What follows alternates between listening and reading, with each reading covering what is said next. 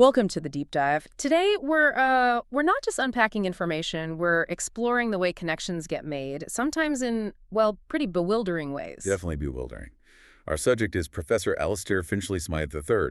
PhD, DPhil, Esquire, the whole lot. Right, Regius Professor Emeritus of Interspecies Ontological Relationality. His work is famous for these intricate intellectual explorations connecting things you'd never expect. Exactly. It's less about simple answers, more about the journey of connecting, say, phenomena. It's real mental workout. Okay, let's unpack this. So for this deep dive, we're tackling his massive new paper. The title's a journey in itself.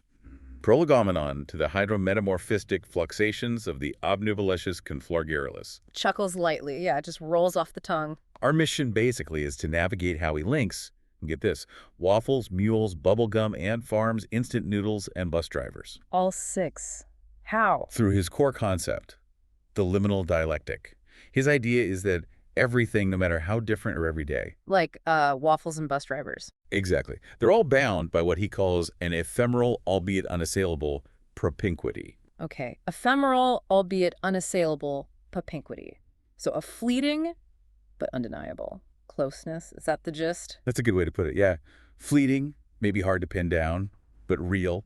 He argues the challenge isn't finding the link, it's recognizing it. Even when it seems absurd, I like that. It stretches your thinking. Here's where it gets really interesting. So first up, the symbiotic wafflic-mulescent nexus. Waffles and mules. He starts with the waffle, which, okay, it's breakfast for most of us. Right. But he sees its corrugated geometry, those squares, as a triumph of culinary engineering. More than just tasty. A fantastical, capricious map, he says.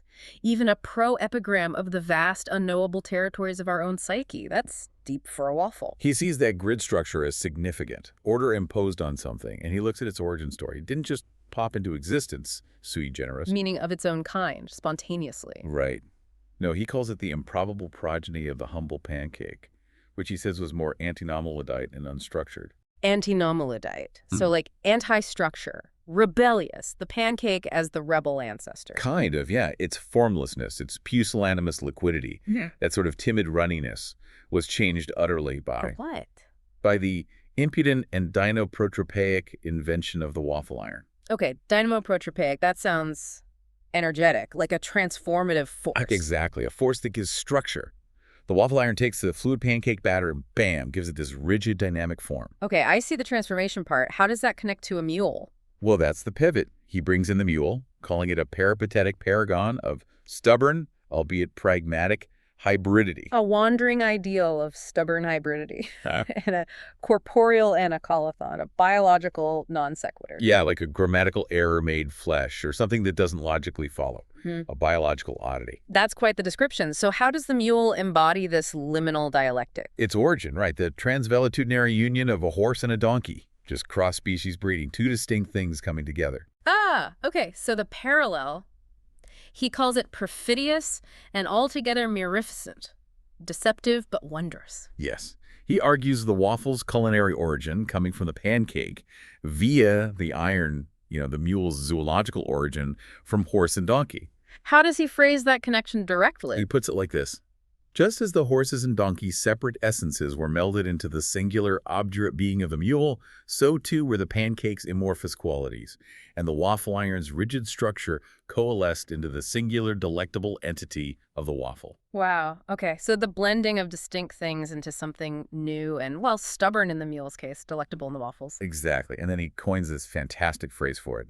Sycophantastic pulchritudicamerism. Sycophantastic pulch. Okay, that is a mouthful. What's that breakdown to? Like flatteringly beautiful hybridness. Something like that. Beautifully hybrid creations born from merging different things. That's the core of it. It's a wild way to look at breakfast and farm animals. He sees them both as antediluvian stalwarts of nonlinear relationality, like ancient, steady examples of connections that aren't straightforward. Their structure, their origins, they echo each other in this obnubilicious and dyspeptic refusal to conform. They don't fit neat boxes. Precisely. They exist outside the usual category. And I appreciate he knows this sounds out there. He actually says, one might argue, with some merit, that this is a load of poppycock. Chuckles. He does. He anticipates the reaction, but then he pulls you back. Oh, was it the counter? He says that the pursuit of understanding is often a more worthwhile endeavor than the understanding itself. Ah, So enjoy the mental exercise. The journey is the point, even if the destination seems absurd. Exactly. It's an invitation to just explore the connections. Okay, I'm game. But if you thought waffles and mules were strange bedfellows, brace yourselves. Next up, bubblegum and ant farms. He calls this section the inchoate ontology of kitsch. Right. Kitsch. That sort of tacky, ironically appreciated stuff. He starts with bubblegum, describing the chewing as oral kinetism. Mouth movement, yeah. And fundamentally a futile yet immensely satisfying act of masticatory obfuscation.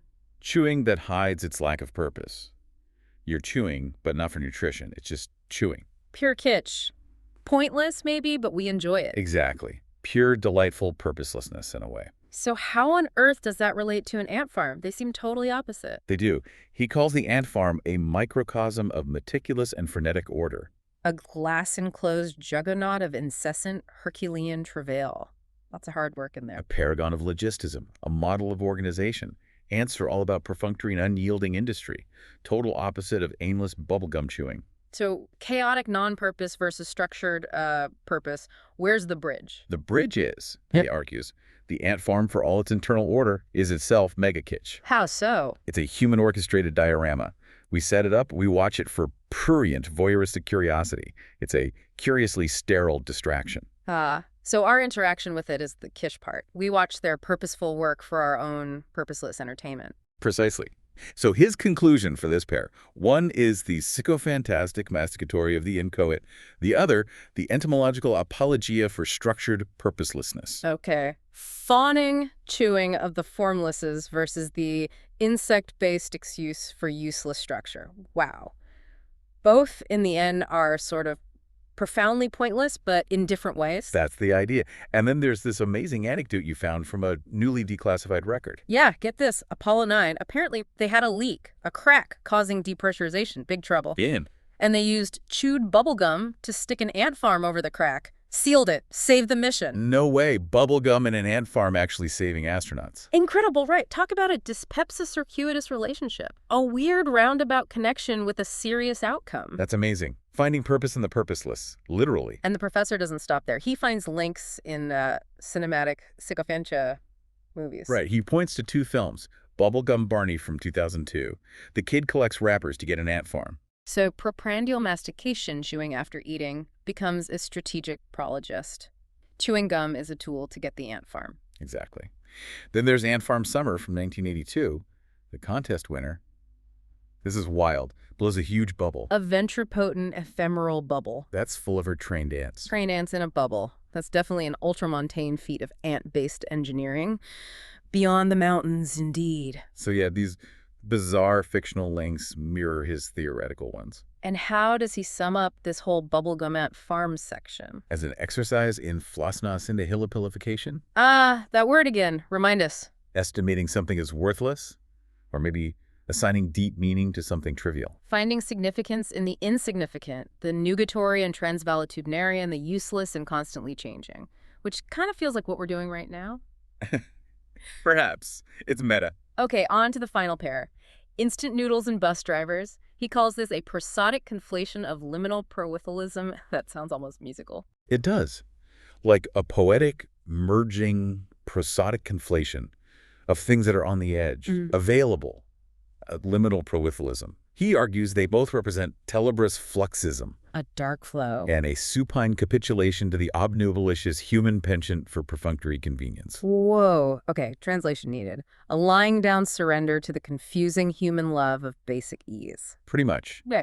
They both symbolize us giving in to the desire for simple, effortless solutions. Think about it. How so? The bus, he calls it a corpulent and turgid mobile fardel. A big swollen bundle on wheels. Okay. And he says that's the architectural analog to the instant noodles compact dehydrated package. A bus is the architectural version of a noodle brick. I kind of see it. Self-contained convenience. Exactly. Transportable ease. Both serve that immediate need. So the parallel is the instructions, the simplicity. Yeah. Yes. He draws an irrefragably direct parallel, undeniably direct, between the noodle instructions, boil water, add noodles, wait 3 minutes. Simple. Fixed. And the bus route. Yeah. A predetermined turn-by-turn set of instructions for the driver.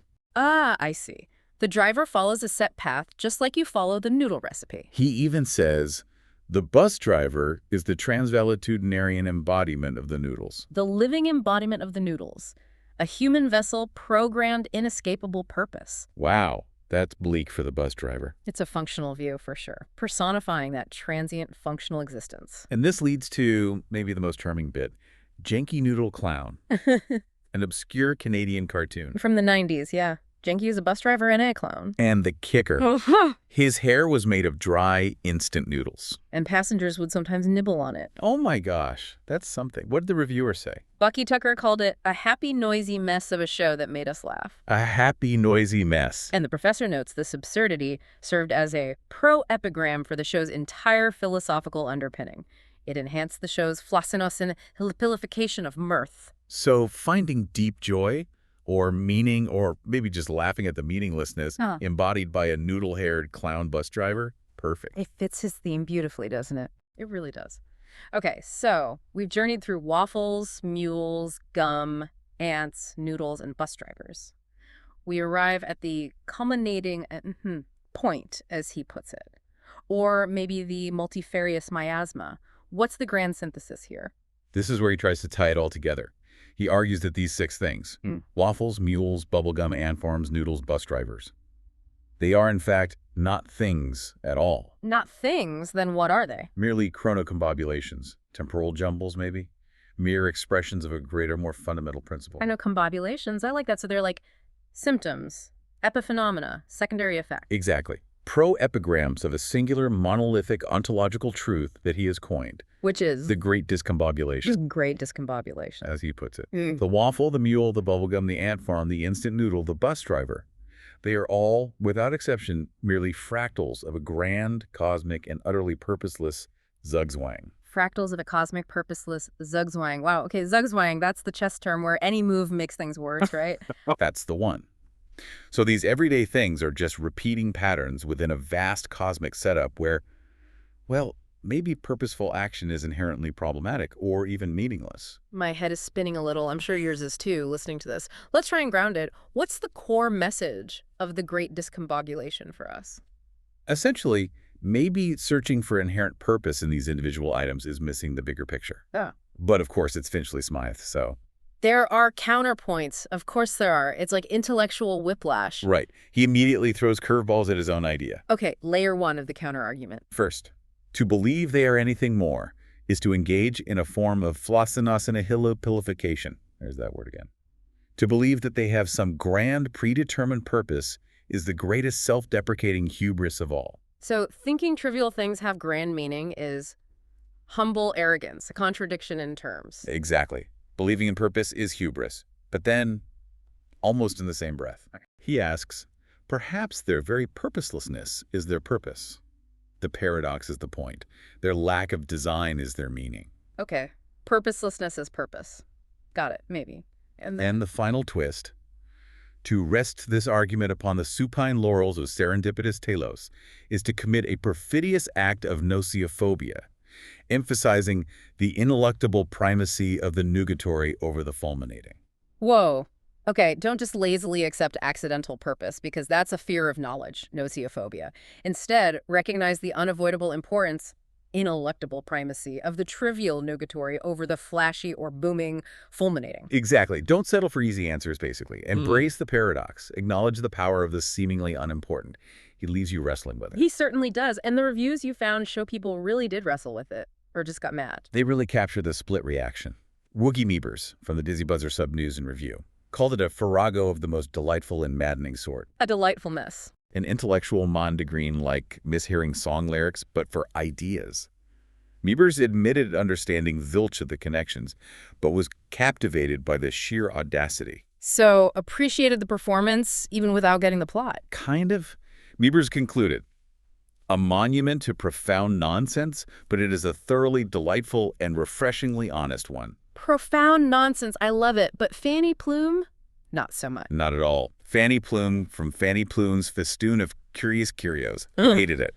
Total waste of my time. Ouch. What? Criticized the pompous words, said the professor, never actually explains anything, called him the ultimate hubrisist. Strong words. And then claimed my hamster could write a better, more coherent paper. Okay, that's harsh. finished by calling the paper a pro abjecticon lacuna. It's just a huge fancy hole of nothingness. Pro abjecticon lacuna, a fancy hole of nothingness. Wow.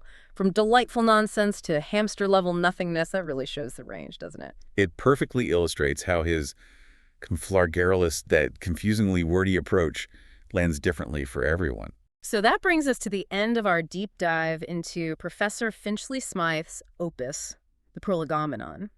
It was certainly a ride. Exhilarating, confusing, maybe even infuriating at times. But definitely an exploration. Yeah, into how we find connections or maybe how we invent them. The joy of just letting your mind wander into that obnubulicious, that cloudy, obscure territory. We might not understand waffles better, but maybe we understand the search for understanding a little more. I think that's a big part of his point. He pushes us to question what meaning even means. In a world wanting neat answers, maybe he's saying, find value in the messiness, the higgledy-piggledy nature of existence. Or appreciate his final point, the ineluctable primacy of the nugatory over the fulminating. The power of the small, the overlooked, the everyday things. Yeah, maybe the real insights aren't always in the grand pronouncements, but in looking closely at the noodles and the bus drivers around us. What threads connect them? Exactly. It's an invitation, really. So think about it. What seemingly unconnected chronocombobulations are buzzing around in your own life, your own interests? What weird liminal dialectic might be tying them together, however absurdly it seems at first? The search itself might be the most interesting part. Keep digging, keep connecting, and join us next time for another deep dive.